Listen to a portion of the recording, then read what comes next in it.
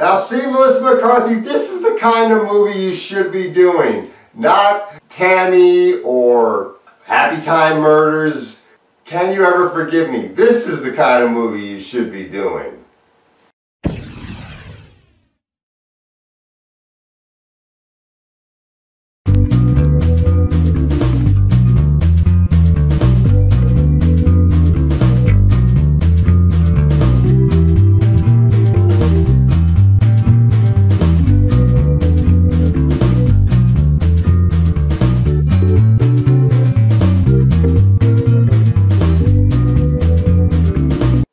Can You Ever Forgive Me? Directed by Morelli Heller, starring Melissa McCarthy, Richard E. Grant, Dolly Wells, Ben Falcone, and Jane Curtin.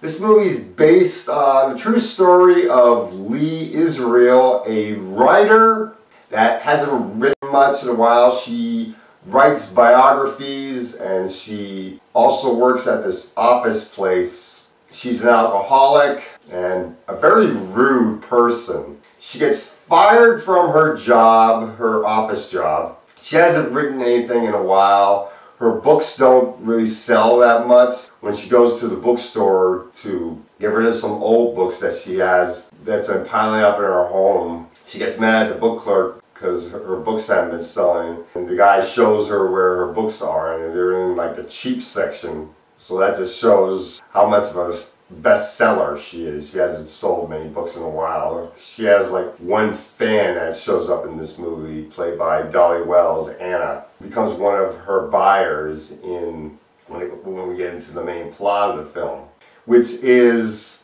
since she's very hard up for cash, she needs rent money, she needs money to the veterinary bills because her cat is sick, all of her other expenses, as well as her drinking too, that she decides, well, since I'm not writing anything, I got these letters written by famous writers, why don't I try selling some of them? And when she realizes that she could probably get more if the letters actually were written better, I'll start writing these letters and I'll forge the signatures of the authors onto the letters. So she's forging authors' signatures onto letters for money, and she gets her friend Jack Hawk in to help her out, played by Richard E. Grant, her gay friend. So he becomes her accomplice, and they're both selling the letters. Eventually he starts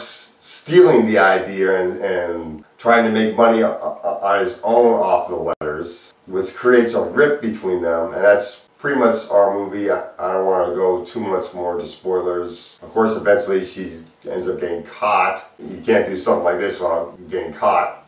Now, when I saw the trailer for this, I really wanted to see this because I like it when Melissa McCarthy does dramatic comedy like this. You can actually see her real acting talent, not movies where she's just doing her typical stick where she's making fat jokes or some of her other stupid humor.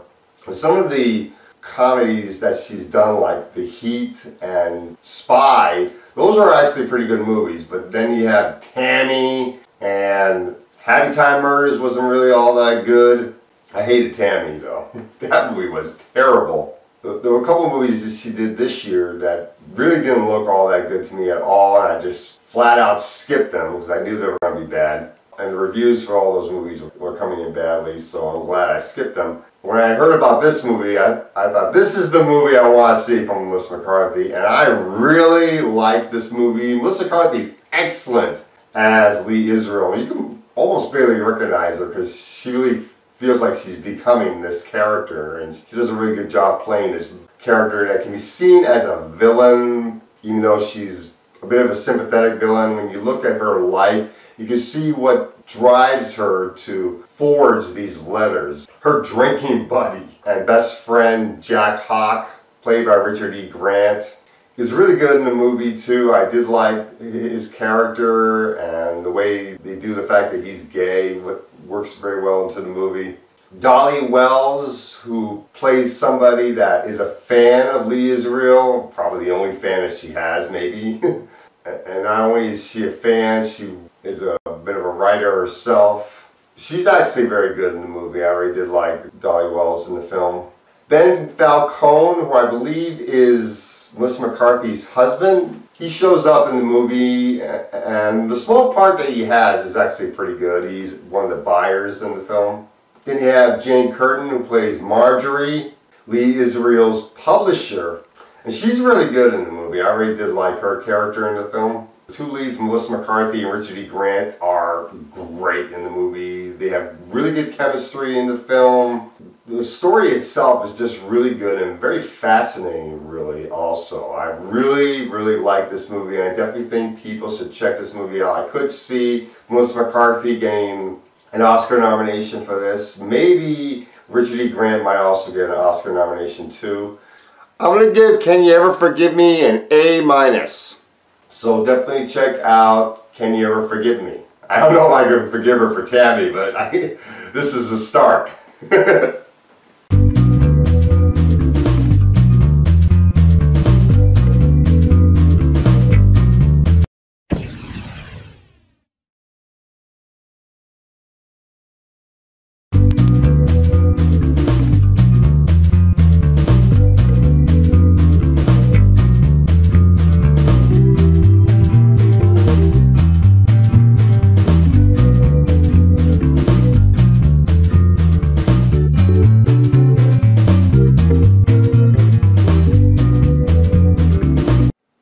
The Wife is a little film starring Glenn Close, directed by Bjorn Runge. Glenn Close plays Joan Castleman. She's a woman that's been married to a writer being played by Jonathan Pryce, Joe Castleman. He finds out that he's being awarded a Nobel Prize for his literary works. He and Joan get to go on this trip to Stockholm in Sweden to get this Nobel Prize. Throughout the movie, we meet their family, their son, David Castleman, who's being played by Max Irons, who also wishes to become a writer. He's written his first short story. Then you have Lorraine Castleman, who is their daughter and is pregnant in the movie. We also find out how Joan and Joe fell in love and the circumstances behind their relationship. And we meet this slimy biographer being played by Christian Slater, Nathaniel Bone.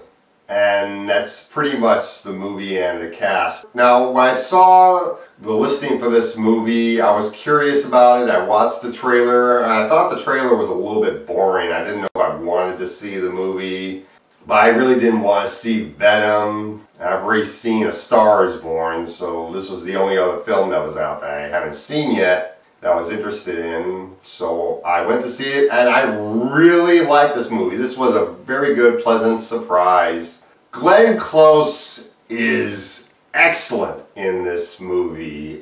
This movie really does a good job developing her character. You find out that she was once a writer and she wanted to have her work be heard, but she's being told that because she's a woman, she may not get published, or even if she does get published, people may not read her work because people are more interested in male writers rather than female writers, according to this movie. So this movie discusses misogyny and how men are sometimes noticed more than women when it comes to writing, although there are some very good female writers out there that do get very well noticed, like Agatha Christie and, say, Anne Rice with her vampire novels. So it's not like there are no female writers that are not getting noticed. I think that's a bit wrong, but this movie does a really good job of talking about the fact that sometimes men get more noticed than women. Glenn Close and Jonathan Pryce are great in the movie, and the relationship between them is done very well. The drama between them, and the fact that when you see Joan rethinking her life and thinking that maybe she made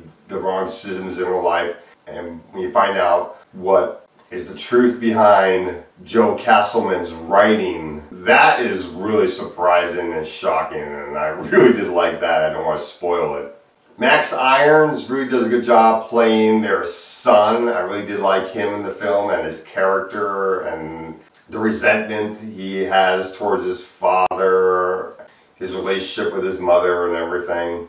Kristen Slater is really good as this slimy biographer that really wants to do a biography on Joe Castleman, but he keeps on getting rejected from Joe. You can tell he really wants to get the juicy details behind their marriage. He almost comes off like a slimy tabloid writer or somebody from a gossip column. And then you have the actress that plays Joan and Joe's daughter in the movie. She doesn't really get that much character development in the movie. You only really see her as the one that's carrying their future grandchild, really, in the film. The actors that play young Joe and young Joan, Harry Lloyd plays young Joe and Annie Stark plays young Joan. The flashback scenes where you get to see how they met and fell in love. That was done very well, and I did like the relationship between them and learning how they met. And the scenes in Stockholm, Sweden are excellent.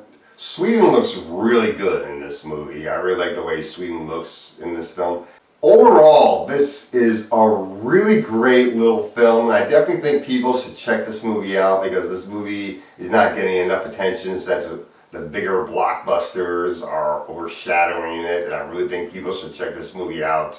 I'm going to give this movie, I think I'm going to give this movie an A- because I really did like this movie that much. It was really good. The relationship between the Castlemans is done so well, and Glenn Close is so good in the movie. Jonathan Pryce is really good. I really did like them in the movie and find out what happens to them and everything. I really have very little flaws with this film, really. So I definitely think people should check this movie out. Go check out The Wife.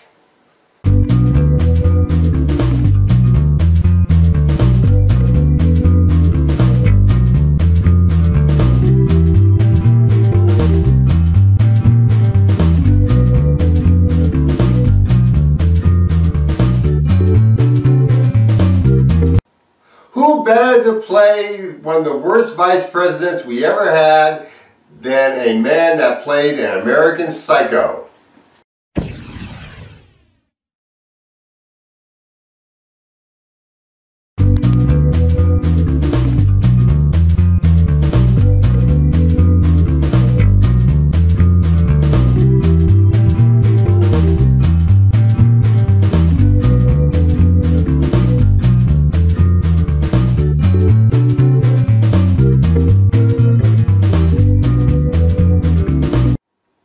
Vice, directed by Adam McKay, the man that directed The Big Short, starring Christian Bale as Vice President Dick Cheney, Amy Adams as his wife Lynn Cheney, you got Sam Rockwell as George W. Bush, Steve Carell as Donald Rumsfeld, George W. Bush's Secretary of Defense, Mary Cheney is played by Allison Pill, Eddie Marson plays Paul Wolfowitz, Jesse Plemons plays the narrator in this movie. Justin Kirk plays Scooter Libby. Tyler Perry plays Colin Powell. Lisa Gay Hamilton plays Condi Rice. Liz Cheney, Dick Cheney's other daughter, is being played by Lily Rabe. Karl Rove is played by Joseph Beck. And George H.W. Bush, George W. Bush's father, is played by John Hillener. This movie is a biopic on the Vice President of the United States during the years between 2000 to 2008. Dick Cheney, George W. Bush's Vice President. This is his story of how he rose to power over the years. The story of his relationship with his family. And very much about the man he is, about how he got to where he was in history, and that's pretty much the movie. Now, I really wanted to see this movie, even though I don't like Dick Cheney, because I wanted to learn more about the man and see if there's anything in this movie that I didn't know about him. When I saw the trailer and I saw how Christian Bale was going to look as Dick Cheney, it was so uncanny. The makeup on him looked so good, and he had all the mannerisms and the leer that Dick Cheney has when he talks. So I knew I was in for a really good movie, and this movie is great. Christian Bale is excellent as Dick Cheney. It is uncanny how well he gets this character so darn right, and Christian Bale had to gain some weight for the role. And you have Amy Adams playing Lynn Cheney, Dick's wife in the movie. She's awesome in this film. This is one of her best performances. I really did like her in the movie, and the chemistry between Christian and Amy Adams is really good. They had good chemistry in American Hustle, so that's obviously one of the reasons why she was picked to play Lynn Cheney. Sam Rockwell does an excellent and very uncanny job as George W. Bush.